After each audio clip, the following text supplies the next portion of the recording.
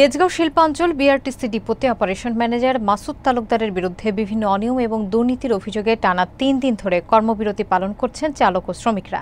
তারা অভিযোগ তুলেছেন বেতন থেকে নিয়মিতভাবে টাকা কর্তন, দুর্ঘটনার জরিমানার অর্থ আত্মসাৎ এবং ট্রিপ বাণিজ্যের মাধ্যমে কোটি কোটি টাকা লুটপাটের।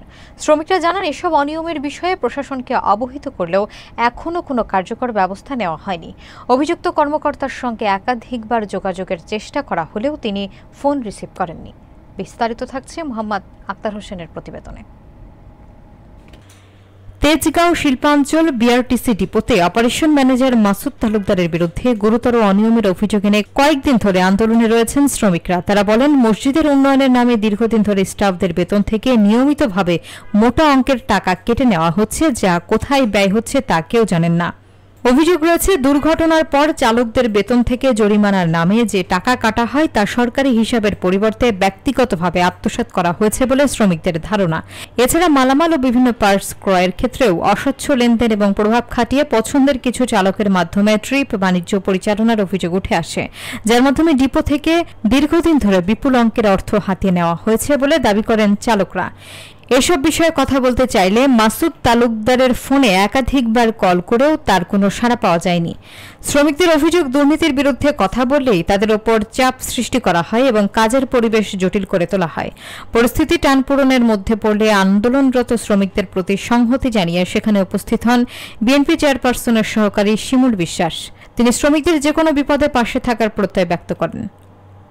একটা টিপের সর্বনিম্ন 60,000 টাকা ভাড়া, অথচ তেল বাবদ খরচ দেখা যায় একটা টিপে 20,000 টাকা খরচ হয়, 40,000 টাকা আমাদের লাভ থাকে। এই টাকাগুলো বছর শেষে যায় কোথায়? অ্যাক্সিডেন্ট হওয়ার পরে সেখানে আমার গাড়িটা উঠাই দেয় এবং গাড়িটা খরচ করতে পারফেক্টলি রোডে নামানো পর্যন্ত আমার 4,60,000 টাকা খরচ হয়। তখন আমি এই টাকাটা সম্পূর্ণ আমি খরচ করে গাড়ির কাজ করাই, তারপরেও তারা আমাদেরকে কোনো দায়িত্ব নেয় না। এমনকি মাসুদ তালুকদার সে আমাকে বলে যে, তুই মরলি না কেন, তুই গাড়ি অ্যাক্সিডেন্ট করলি কেন, তুই মরলি না কেন। পরে যেগুলো বিল আসে পুরোটা বিলই ড্রাইভারের কাছ থেকে নেওয়া হয়, আর তিনারা হেড অফিসে সে বিল ভাউচার করে হচ্ছে হেড অফিসে পাস করে ম্যানেজাররা আবার এটা পাস করে নিয়ে নেয়।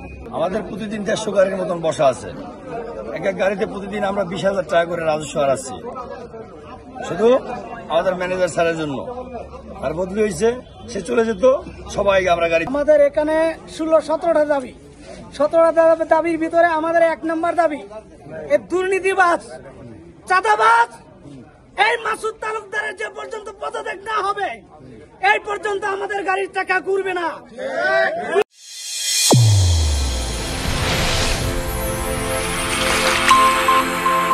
চ্যানেল A1 হৃদয়ের স্পন্দন।